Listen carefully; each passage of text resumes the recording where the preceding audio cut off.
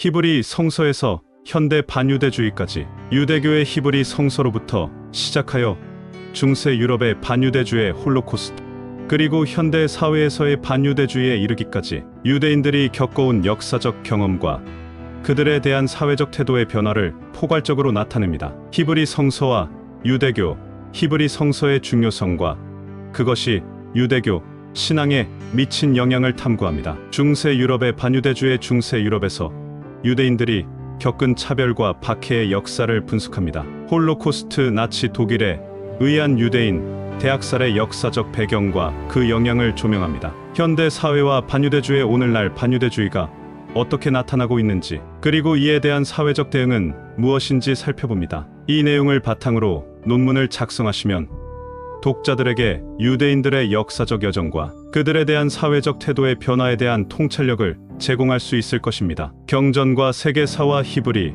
구약 성서의 바탕이 되는 유대교 성서는 대부분이 히브리어로 저술되어 있어 히브리 성서라는 말이 천주교와 기독교의 구약 성서에 대비되는 유대교의 성경을 지칭할 때 쓰이기도 한다. 참고로 대부분이 히브리어로 쓰여 있는 가운데 다니엘과 에즈라의 일부, 예레미야의 한 구절, 창세기의 두 단어로 된 지명 등이 아람어로 쓰여 있다. 히브리어를 표기하는 문자는 원래 아람어에서 유래된 것이다. 히브리어 문자로 씌어져 있는 구약 성서 속에 나타난 천손의 계보는 아브라함의 하나님의 신이 이삭에게 옮겨지고 이삭 속에 거하시던 하나님의 신이 야곱에게 옮겨졌는데, 이는 성령으로 따라 난 자인 단에게 장자 상속을 할 때에 이루어졌던 신의 계보였던 것이다. 단 지파의 가운데서 인류를 구원하기 위한 새 시대의 신인간으로 구세주가 출현할 수밖에 없는 이유가 성경과 세계 모든 경전 속에 정확하게 기록되어 있다. 즉, 유럽의 반유대 정서의 뿌리에는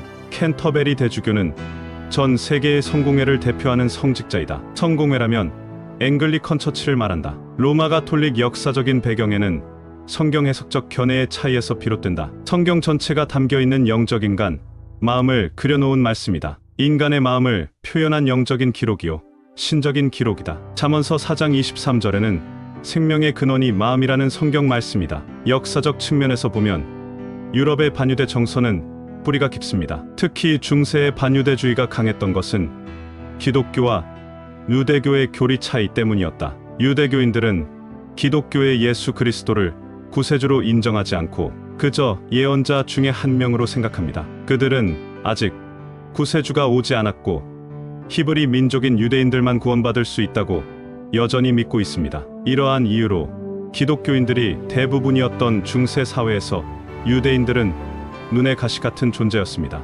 기독교인들은 끊임없이 유대인을 개종시키려고 노력했고 개종을 거부했다는 이유로 지속적인 박해를 가했습니다. 유대인들에 대한 부정적인 생각들은 시간이 흐를수록 반유대주의 정서를 키웠고 종교적 살인을 불러일으키기도 했습니다. 2018년 1월 22일에서 24일까지 주한 이스라엘 대사관은 주한 독일 대사관과 주한 독일 문화원과 함께 국제 홀로코스트 추모일을 기념했습니다. 이 행사에서 주한 이스라엘 대사관은 기독교가 유대인들에 대한 부정적인 고정관념을 촉진 전파한 책임이 있으며 이는 심대한 고통과 불의를 조장했다고 지적했습니다. 또한 기독교인들은 이러한 고정관념화의 지속에 경종을 울리고 이에 저항할 의무가 있다고 결론지었습니다. 주한 이스라엘 대사관의 이러한 결론은 역사적 사실에 근거하고 있습니다. 중세 유럽에서 기독교는 유대교를 이단으로 간주하고 유대인들을 박해했습니다.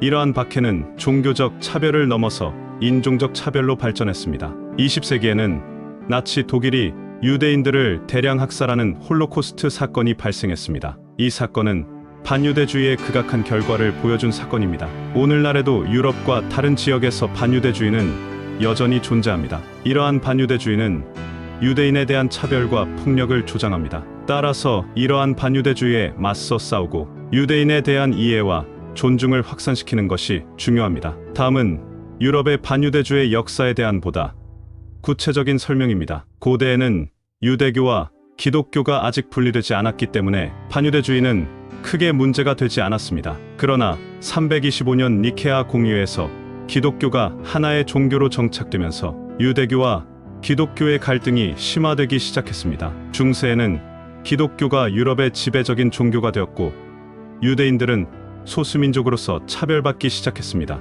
유대인들은 개종을 강요받았고 개종을 거부하면 박해를 받았습니다. 또한 유대인들은 특정 직업이나 지역에 거주하도록 제한받았습니다. 근대에는 계몽주의의 영향으로 반유대주의가 약화되기 시작했습니다. 그러나 19세기에는 유럽에서 반유대주의가 다시 고개를 들기 시작했습니다. 이는 유럽의 민족주의와 반유대주의가 결합된 결과였습니다. 현대에는 나치 독일이 유대인들을 대량 학살하는 홀로코스트 사건이 발생했습니다. 홀로코스트는 반유대주의의 극악한 결과를 보여준 사건입니다. 홀로코스트 이후 반유대주의는 국제적으로 규탄되고 있지만 오늘날에도 유럽과 다른 지역에서 여전히 존재합니다. 잉글랜드 성공회가 수세기에 걸친 기독교의 반유대주의가 결국 유대인 대학살 홀로코스트로 이어졌음을 인정하는 첫 공식 문서를 반포했다. 신의 한결같은 세계 God's Unfailing World라는 명칭의 공식 문서는 성공회 신앙직제위원회가 3년간에 걸쳐 준비한 것으로 성공회 최고위 성직자인 캔터베리 대주교는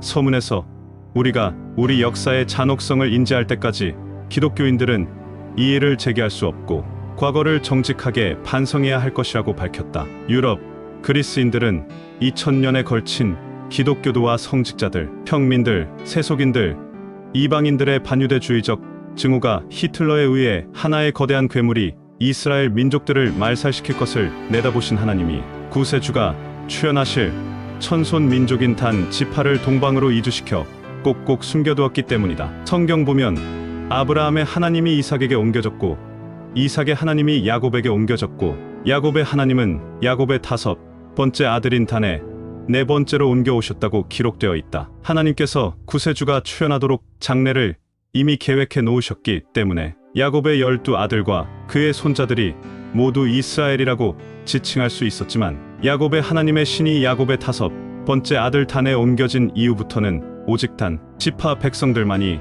진정한 한민족은 이스라엘 원형 아르치테피의 백성이라고 할 수 있었다. 하나님께서 아브라함에게 저 하늘의 별만큼 내 자손도 이 땅 위에 가득히 넘쳐날 것이다 라고 약속하셨고 또 야곱에게도 내 반드시 내게 은혜를 베풀어 내 씨로 바다에 셀 수 없는 모래와 같이 많게 하리라고 약속하셨는데 이러한 하나님의 약속이 단 이스라엘의 장자의 씨에 의해 성취되었기 때문이다. 하늘에 속한 하나님의 백성은 밝고 환한 것을 유난히 좋아한다. 왜냐하면 하나님이 빛 가운데 계시는 빛의 근원이기 때문이다. 다른 어느 민족보다 밝고 환한 것을 좋아하는 민족성은 분명히 천손 민족의 표지이다. 아브라함, 이삭, 야곱 단으로 이어지는 하나님의 혈통이 셈족의 일신 신앙을 계승한 단 지파의 후손인 단군의 혈통은 선민이기 때문에 그와 같은 열매가 아주 뚜렷하게 있다. 그것이 배달결례인 백이민족 천손 민족의 후예이기 때문이다. 감사합니다.